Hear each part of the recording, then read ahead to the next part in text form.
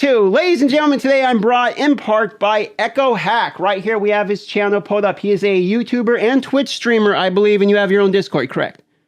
Yeah, that's correct. Hey, thanks for having me on, DM. Yeah, man, it's a pleasure to have you. And for the people that do not know Echo Hack, who is Echo Hack in a nutshell? Well, I am an OG ARPG player. Been playing ARPGs for a very, very long time. I typically try to play ARPGs at the highest level. So typically that's, Diablo games, PoE, those sorts of games. And over the course of the past year, I've been playing a lot of Diablo Immortal, man. So I have seen, because on these videos here, this is how I found you. I was poking through, and I need someone to explain to me. And one of the questions I got to ask to you today is about the classes, because I have a few different questions I got to ask. And for the people that don't know, Echo Hack is actually, you are considered one of the best Diablo Immortal players, I believe, is fair to say, right? Yeah, I think that's fair to say. There's in the very end game, there is a position on the server called the Immortal. And if you become the Immortal, it's sort of like being the president of your server. Okay, king of the hill. Right? Yeah. And eventually there will be a new Immortal. But I've been the Immortal throughout all the test cycles longer than anybody else in the world at this point. Well, okay, so we are in fact talking to somebody who knows what he's talking about, which is perfect because I've never even got a chance to play the game. I applied for the betas. I don't think I applied for the alpha. I didn't get into any of them. I haven't had my hands on it, and I actually love Diablo. Here's a little. That's where I'm coming from. I'm coming from a Diablo fan and a mobile game fan. So I'm coming at it from two angles, which is why I'm like even more hyped for this than I was for Marvel Future Revolution. Is because way back in the day when I had a job I absolutely hated. Every day I was just grinding. I took phone calls. Okay, I worked in the IBEW Electric Union, and I would just take like dispatching calls or help some people even in sales and bills and stuff like that. Okay, all kinds of annoying stuff. But the cool thing is I worked at home, and I would sit there and play Diablo 3. Literally all day. I would just sit there and play like Whirlwind Barbarian, just grind through. It was just mind-numbingly easy, and I was never good or anything like that, but I loved the casualness of it. It's where I could just log on, mindlessly grind for infinite amount of time. So I know one question people are going to want to know right off the bat is the Immortal. Getting to the Immortal is you have to put lots of hours into the game, right? It doesn't limit your gameplay. You can play as much as you want from what I understand. Yeah, so there's absolutely no like time gating or like energy systems or like any of these systems at all. If you want to grind hard, in the community, typically we say blaster tier players, right? You want to play like 16, 20. You want to start at launch and you want to play 30 hours straight, right? Like you can do that and you can progress your character doing that as well, right? There's no like hard limits you're gonna run into. There are certain mechanics that, we can get into that try to keep the player base more together and sort of solve some of the problems from Diablo 3 with like Infinite Paragon and things like that, which I'm actually a big fan of. But yeah, like you said, you can grind as much as you want. Either you can go super hardcore or you can just play casually, and you'll be happy to hear that Whirlwind Barbarian is a very high tier build in this game as well. Oh, really? So you're telling me I actually get to have a good time with my foam monkey mouth breather build where I'm sure I can just drag my finger over the screen in the direction I want to go pretty much and pretend that like I know what I'm doing. Yeah, that's or use a controller as well. That's another good point. I wanted to ask you about this. Controller support. I saw an announcement somewhere. I don't know if it was on their front homepage somewhere in here. They were saying there is full controller support, correct? Yeah, full controller support. Like not like sometimes the game works with a controller, sometimes not. Like you can do everything in the game playing a controller except for like, there's like chat functionality. Like controller doesn't have like a keyboard or something on it. So I think you'll still have to type that out with your fingers if you're doing mobile. Did you get a chance to really use the controller very much? Did you get a chance to try that function out? I played the entire beta like 500-600 hours with the controller. That's a hardcore yes. So did you try multiple classes? Because I want to get into the conversation about classes in particular and get your opinion on, did some of them feel good on controller, did some of them feel a little bit clunky, or did it feel fairly smooth, no problem with all of the experimenting you did? Yeah, I'd say every class plays well with controller. I didn't play every class on the controller. Monk and Wizard, I didn't get a chance to try out, and I spent the most hours on Crusader. But I have from good authority other max roll content creators who played all the other classes that it plays well on controller as well. So one thing I want to ask you about the classes is the Immortal you're saying is kind of like the king of your server. Is that delegated by class? So there is an Immortal for Wizard and an Immortal for Necromancer, like they did for Marvel Future Revolution, where there was like the best Spider-Man, the best whatever, and then there was the best of the server overall. Does it break it down? Okay. I'm gonna blow your mind here. So, Please do. This game has an end game, which is maybe one of the most involved end game PvP systems of any MMO, mobile or not. Right? Really? Any. It's intense. It's called the Cycle of Strife. Okay. And basically, it pits a bunch of clans against each other. And clans are called guilds are called clans in this game. Okay. A bunch of clans against each other, and they're all competing against another faction called the Immortals. Now, the best clan on this side will fight all the other clans at the end of defeating these Immortals, called the Challenge of the Immortal. And the best clan becomes the new Immortals, and the leader of that clan becomes the Immortal. And how long does that whole process? How long? It's this huge process. The whole process lasts somewhere between like 4, 6, 7 weeks. Okay, so we're talking almost a season is basically what this is almost. Yeah, and you also if you become the Immortal, you get permanently engraved on something called the Wall of Honor, which is in the main city, Westmarch. So you, as the Immortal, and anybody else who was one of the founding members of the Immortal, you're permanently on that wall forever, and anybody can go back in time and kind of look at the previous Immortal reigns and see, really cool. Who's who. That's really cool, man. And there's so much. We don't even have time to talk about it. We could spend hours just talking about this end game, but it's very See, for me, that's much more interesting than the people who become the Immortals get $50 worth of gems every 2 weeks. You know what I mean? Like it's so much more interesting of a concept than that of some of the other mobile games I've played where it's all about resources entirely, which I'm sure as we get in and talk about, I'm sure resources are a big part of it. I mean, it's a grinding game. We understand it, but to have an actual reward that's almost like a bragging right, where other people, regardless of when they join the game, are going to see it, regardless of if you're there or not. Like you put your legacy in the game, when you leave the game, it's still there. I find that a really appealing reason to try to be. I don't know. Do you think that that's actually going to increase the competition level in the game? It was, even in the beta, it was very intense. Sweaty.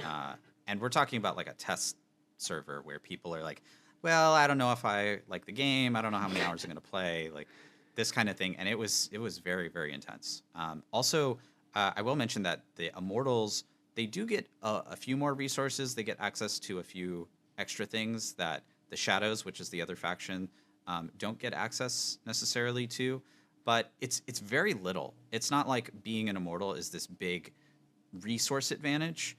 It's more about the bragging rights. It really is. Do you get any other? In fact, in some cases, being a Shadow is better, actually. And okay, well, hey, that's interesting to know because I haven't got a chance to look at it. In fact, I just learned PvP was actually a thing, and I watched a little bit of PvP gameplay literally yesterday because I didn't even know PvP was going to be into the game. I played Diablo from the PvE aspect, as I think basically everyone always has, right? I mean, PvP's never really been a staple of Diablo, as far as not as. Am I wrong? I think this is going to be the first one where Diablo is actually going to have a fairly competitive PvP side, you think? This is the very first one, yeah. And to be clear, you're not going to hit that PvP system until pretty late in the game. You're going to be somewhere in the range, it depends how often you play and how much you play every day. Somewhere in the range of like 15 to 30 hours of gameplay before you really start getting invested in PvP. Okay. You're going to be playing a lot of PvE first, going through the story, going through all the dungeons, grouping up with your friends, which is, I think, what you are really going to enjoy. I'm a social guy, so that sounds... all sorts of social systems in this game. They have 3 main ones. The first one is your party, right? So this is sort of like the ad hoc 4-player experience. You might be familiar with this from Diablo 3, right? And what's really interesting about this is that getting people into a party is very, very easy. It's something I wish people would talk a little bit more about on Immortal, is because you can literally walk in the world. You'll see other players. You can just tap on their character and then invite to party with like one button. Really It's good. so easy. They had that It's in Marvel fantastic. Future Revolution, and it made the game so much better because what happened was it was just better to be playing with somebody than not. So when you're going around and you would see another person, everyone's just inviting each other, and at a minimum, it's you're going through it faster, but like at a maximum, you're making like 3 new friends every 5 minutes. And like those people they're obviously at the same content as you. So more times than not, you're going to run into them again. And I actually really liked that system. So that's appealing to me for sure. And as long as there's a way where you mentioned servers before. So is there like phasing where you go from like one world to another, like RuneScape style, and then it's all one big server? Or is it you make a hero on one server, you're stuck on that server forever, your friends on another one? How does that work? Yeah, so they haven't really talked about the server deployment yet. Um, the thing that we know the most is like from like almost a year ago, where they want the servers to be sort of like World of Warcraft like, right? So based on my experience in the beta, how I think this is going to work, like we're still not entirely sure, is that basically you're going to be on one server with all of the people on that server, and that's it, right? So that's like your community. So going outside of that server, there's only a few times you actually go outside of that server. Battlegrounds, for example, there's matchmaking between regional servers, I think. Okay. Um, but beyond that, you're really going to get to know the people on your server. And I'm assuming, and you like you say, we've only had the beta, so it's hard to tell, but hopefully we can choose the server of which we want to go, right? So that way it's like me and Billy, Bob, John, or whatever can play together, and we don't necessarily, because that was one of the problems Marvel Future Revolution had, where they would have like server size issues.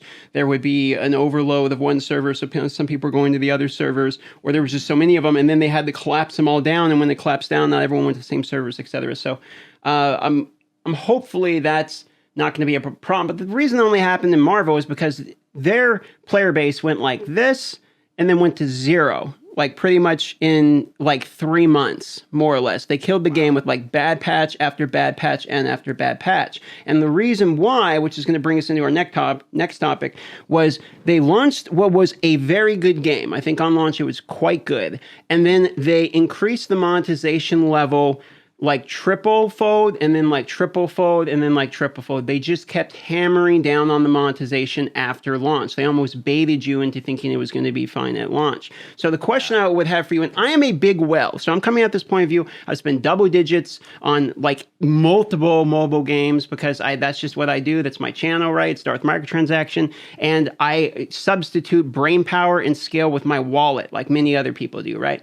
So if I'm one of those mouth-breathing whales who joins the game with infinite amount of money, is there a way that you can beat me with a limited, but I'm not even saying free to play, because I know that's a stupid question. What I am going to ask you is like, as somebody like yourself who knows exactly what you're doing, you have all the answers, you played the beta, you're like, I know the proper this to this to this, maybe you have some even super secret strats, I don't know, right? You got all the plans. Is there a way you can compete with the oil baron who's coming in with $50,000 day one? So I will say this. That first immortal cycle, I'm winning that first immortal cycle. Okay. Um, That's what I like to see, baby. That's the shit talk right there. Let's go, yeah. And I will beat whales. We did it in the beta. Good. And it does involve a lot of grinding. Like we're talking about like first day, we're playing 25 hours from the moment we start. We have speed running strats. We know where everything drops. We know spawn points, locations. We know everything, right? You're the boy, is what you're telling me. You're the boy to know right here. So with all of that, like I'll have a fighting chance against those whales, unless the whales do the same strategy as me, and also whale on top of it. Then no. But otherwise, I think our group will win at least that first one. It's harder to say sort of in the long term, like a year from now. How is that going to look? It's hard to say. I do think even with what we saw during the beta, we had some players who had spent like around $10,000 in the beta, and I would say the top blaster players, players who had spent maybe like $50 on the game, something like that, could still be competitive with those players. But the other thing is that this game is very social, right? So like your clan matters a lot more than necessarily your solo progress. Got it. So you might be grouping up with certain whales and like powering and teaming up with them against other teams, and vice versa. If you're just a whale and you drop like $500,000 on this game and you think you can do it by yourself, you're wrong. You're going to get killed. Great. So that, because that is what I want to hear, because it's basically telling me it's somewhat similar to what I know, which was Marvel Future Revolution. Again, it's the only other ARPG I can do that's the same type of way that I have experience with. Mm-hmm. And in that one, it was the same way. Like you, because of the benefits of the clan, one well independently doesn't matter, but you stick all these wells together in a group, and suddenly your clan is infinitely more powerful than just these random other people, and you would basically bully everyone else out of an area just because your overall accumulative water level was higher, if you know what I'm saying, than everybody else. And that's the vibe I'm getting. The other thing that they've done in this game is that the battle pass and the boon of plenty, they both have tremendous value. These are I don't know exactly how they'll price them at launch, but these are like $5-10 Okay. you can buy per month. So for $5-10 per month, you get a tremendous amount of power. So the floor of how much power you get relative to a whale who's willing to spend, infinite amounts of money, is actually pretty good. So if you're willing to spend $5 or $10 a month, then I think relatively speaking, you'll be able to keep up with those folks as well. So, and to plug one of your videos that I watched here, if you wanted a little bit more in detail, you can go watch Echo Hack's video here. Let's Talk Pay-to-Win, Diablo Immortal. It's a pretty good one. And from what I understood from this video, correct me if I'm wrong, please, is that the only really infinite portion of cash that you can continue to dump in is sort of the legendary gems. You can buy these crests, and then you do the rifts, and that guarantees you a drop, right? And but what I'm hearing is you still have to be playing the game. Like, these people can't just buy a pack and then instantly get stronger. They buy something that they do something and then become stronger for it. So there is almost an element of, I have found because it's the whale pods, what we call it, and I know a lot of whales, is the people who are often spending a lot of money do not also spend a ton of time at the same time. It is very often a reverse correlation, and it kind of sounds like, from what I saw from this video, I believe I saw one other video from somebody else that I forget their name off the top of my head, I apologize, but they said almost the exact same thing that you said in this video, where you have to buy these crests that then you go do something. Am I understanding that correctly? So even if the infinite portion of the cash, it's still a little gated by actual gameplay? That's correct. Yeah. You would still have to do the actual gameplay. So yeah, the way I think about this this game is there's a lot of little systems, and you can progress your character with this little system over here, like Legacy of the Herodrum, or this little system like normal gems, or this little system Legacy or Legendary gems, and then this little system over here, blacksmith upgrades. Right? There's all sorts of little upgrade systems all over the place, and some of those systems are completely inaccessible to any sort of monetary thing, right? So blacksmith upgrades, for example, which are one of the most important sources of power for your character, you can't influence that at all with any sort of monetization.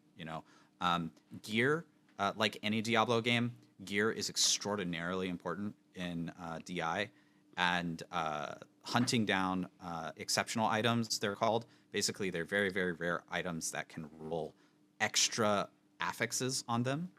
They're called attributes, actually, in this game. Extra affixes, they're extremely powerful, and you have to grind for a while to find them. They're just super RNG, like 1 in 1,000 type thing, or? Not 1 in 1,000, more like 1 in 2 or 400. Okay, so still fairly I don't rare. know exact drop rates, but it's more like 1 in 200, something like that. Okay. It doesn't sound that bad, honestly, as much as it's like, it sounds like, okay, if you want to be in the clan that's the Immortal and all that, so be it. You're probably going to have to be a whale and join a whale clan, is what I'm hearing, okay? And in this day and age, pretty hard to miss that, right? It seems like a mobile game. Or you need to really know what you're doing and basically be in the clan of everyone else who really knows what they're doing and be literally the best in the world. One or the other. Also worth noting that you can't be the Immortal clan twice in a row. That's a really good point. I didn't even know that. That makes me feel so much better about it. So if you were just the Immortal and you just finished you just got kicked out, you just lost, which, by the way, there's a mechanic that the shadows get slowly stronger and stronger and stronger until they inevitably push you out. Oh, that's so much better. Then once that happens, then you go back to being a normal adventurer, and then you, at that point, you can't join the Immortals. You can only join the Shadows and try to win again. So there's always going to be a back and forth between, you know, 1 or 2 or 3 or 5 major clans on each server, you know. And one other point I want to make too is I think people misunderstand this a lot in mobile games, is that because a game is pay to win does not mean it's impossible to enjoy. Like, even if, let's say, factually we say Diablo is pay to win, which it sounds like there's a lot of counter pay to win mechanics I've never seen in any other games that are really smart. Like the fact that you can't win twice in a row and the one where they slowly get stronger, amazing. Love that. Okay, it makes me feel much better about it. But because a game can have somebody put lots of money into it, I feel like people who would have never even put that much money into it or compete at the top level anyway will be like, why do I want to play the game then? And I want to appeal to the people who maybe are thinking, well, like, okay, well, maybe the top person in the world is going to have thousands of dollars in. Yes, but the game looks fun regardless. Like, even if I was never going to spend $1 and don't care about competitive, which I'm not a competitive guy, the game just looks fun to play. So my appeal to you and my question to you is, regardless of the top in competitiveness, do you think the experience for the casual, like I enjoy Diablo, I play Genshin Impact a little bit, like the average little mobile phone guy or PC person, you think it's going to get a large chunk of that audience? Oh, it's really good. The combat in this game is it's incredibly solid, and even on the even on the competitive level, we had fully free-to-play players as part of the Immortals, like in clans and things like that. Oh, that's impressive. Right? So, you're going to be grouping up with other people in this game, and you're going to just have fun and have a blast. And I think because it's on mobile, it opens up this opportunity where you can just go over to your friend's house, hang out with your friend, and play just in the same room. You can really have that like couch co-op kind of experience. We haven't even talked about some of like sort of the Endgame PvE activities, which exist as well, like the Heliquary bosses. There's these big 8-man raids that you can do. 8-man. We also totally skipped over warbands as well. So there's another social system besides clans that's sort of like in between parties and clans called the warband. And the warband is an 8-player group. We didn't really use it in the beta, but they highlighted in a recent blog post that they changed how warbands works, in that warbands, being part of a warband and playing with your warband will give you certain rewards. They haven't told us what rewards those are yet, but I suspect that warbands will actually start becoming more important come launch. To be honest, I went into this conversation like 7 out of 10 hyped, and I'm leaving like 11 out of 10 hyped, because everything you're saying is like, I just want a good mobile game to play. And I'm a Diablo fan. And it's pretty much that low level of brain for me. It's just like, I want a fun game to play. I love Diablo. This actually looks good. Like, it started as a little bit of a meme, maybe. Everyone wanted Diablo 4. It looks like it's turning into a legitimate game. It's almost like everyone gave them so much shit, they're actually trying really hard with this, is what it feels like. And yeah, man. So if anyone wants more information on this game, Echo Hack's the guy to look up. And do you have any place you would send the viewers to find you in particular? Where's your number one spot? Yeah, I definitely send folks to my YouTube first, which is youtube.com/echohack. And for launch, I'm going to be live streaming over on Twitch for the first, I think, about 25 hours straight. And we're going to try to hit world first level 60 as well. So that's twitch.tv/echohack. Nice. Okay, and we can find that also if you go to his YouTube channel here, Echo Hack. You can also click about. You can find his Twitch here. You can find his Discord. I'll have all the links to all of this in the pinned comment as well, so you can find it down there in the comments. Man, I want to thank you for coming on. I don't want to take any more of your time, but do you have any last point, anything else before I want to cut you off and send you out the door, because you're the one who knows the game better than anyone. So what's the number one thing you want to make sure that people know about the game? The number one thing I want to make sure people know about the game is when they start the game, that they should pick the class that they feel is the most fun, like the class fantasy that they feel is the most fun. One thing that a lot of people kind of like struggle with in ARPGs is some classes and ARPGs are just really bad. And we've played all of the classes and evaluated all of them. And this game is actually balanced really, really, really well. So every class is very viable. And in fact, your group will need unique classes. So if you're trying to, you're trying to make the best 8-player warband, you're going to want to have at least one of each class represented in that group. So they're all awesome. So pick the one that you think is going to be the most fun for you. Fantastic point, Echo Hack. Couldn't have said it better myself. Appreciate you. Everyone go check him out. Subscribe to him. I'll be watching the Worlds first for sure. And we'll see you guys in Diablo Immortal. Pre-register. I'll put all the pre-register, all the links is in the pinned comments. If you're trying to find anything, just look there, and we're out. Peace.